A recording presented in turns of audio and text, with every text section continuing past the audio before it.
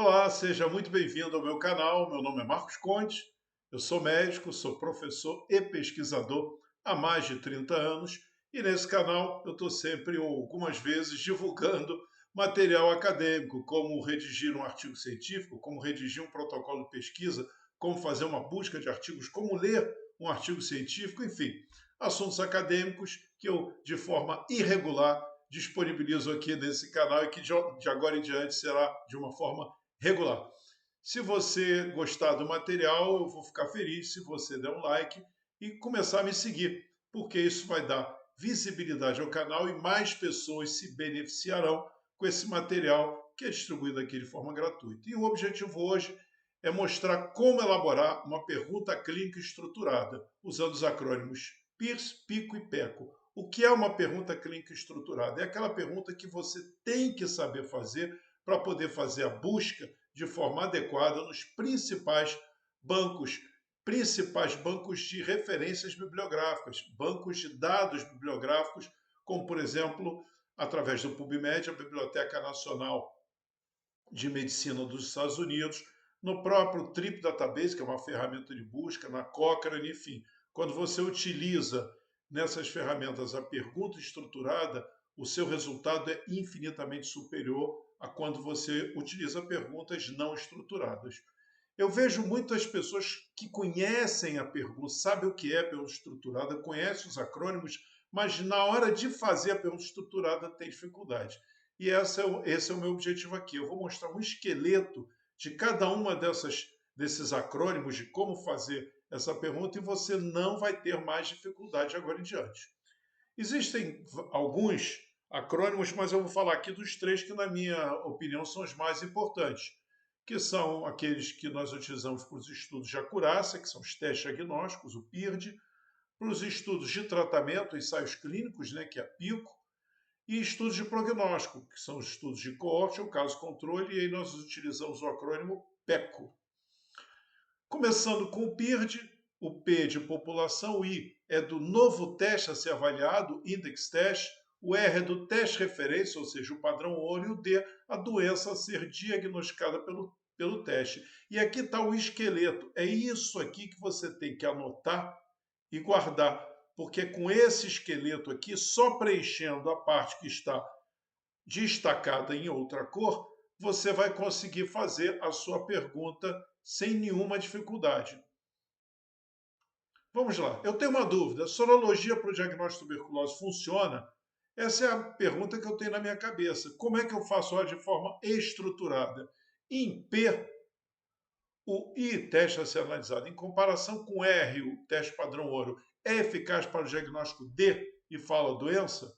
Então é simples. Em adultos, o teste sorológico, teste a ser analisado, em comparação com a cultura para a micobactéria tuberculose, padrão ouro para o diagnóstico de tuberculose, é mais eficaz para o diagnóstico da tuberculose?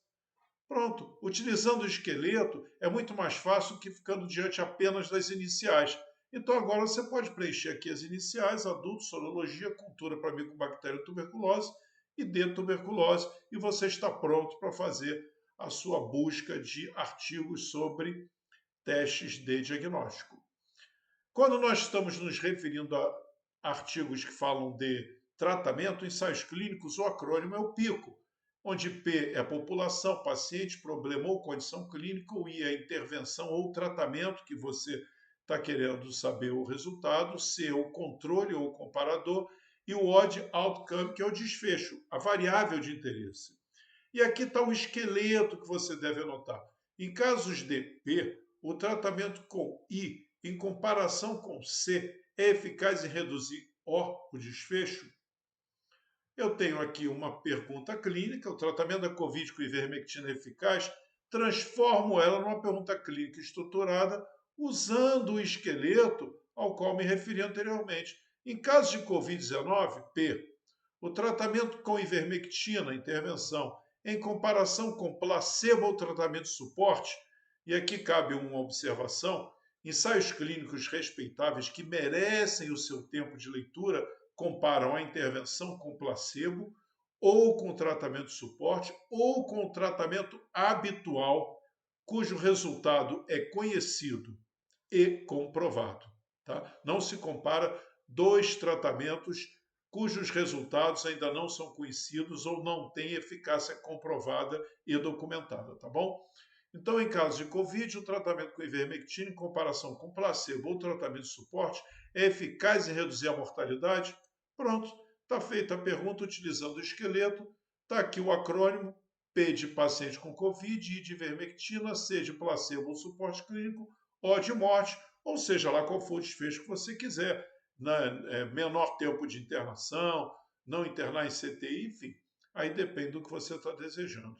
O último, mas não menos importante, é o acrônimo PECO, em que P é a população, paciente, problema ou condição, E é exposição, no caso de estudos de coorte, e C é caso, em casos de caso controle, C de não expostos, ou controle no estudo caso controle, o desfecho, a variável de interesse.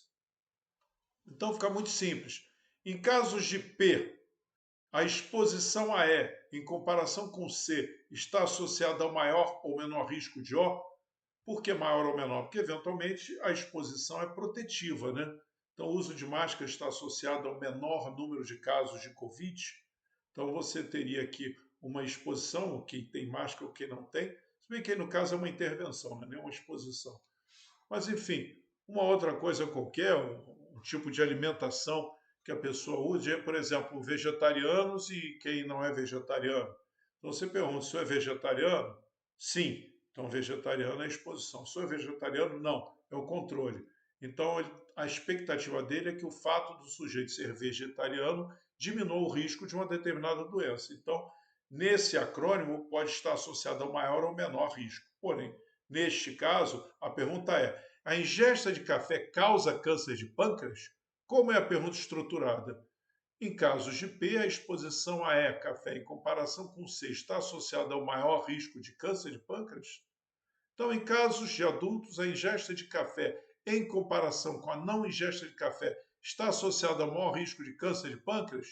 E pronto, estão aí os exemplos que nós temos de dos três acrônimos, utilizando essas frases que eu botei, essas três frases, esses três esqueletos, você não terá mais dificuldade em elaborar a sua pergunta estruturada.